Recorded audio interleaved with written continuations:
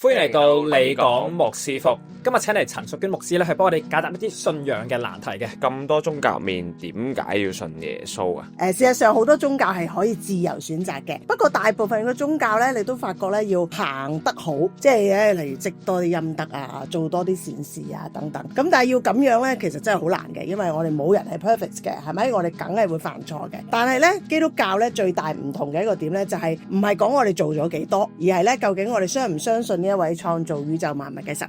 當我哋相信嘅時候咧，基督教有一個好重要嘅概念咧，就係愛同埋救贖。你好少聽到宗教咧講佢愛你嘅，通常咧就係聽到阿爸阿媽講嘅啫。咁所以基督教咧，我哋都稱我哋嘅上邊嗰位神叫做天父，個關係好唔同嘅。因為其他宗教咧，你個神好遠噶嘛，你要拜佢啦，你要祭祀佢啦，係嘛？而基督教就最簡單啦，就係咧我哋同上帝有一個嘅關係。咁我諗呢個宗教咧係實踐個愛。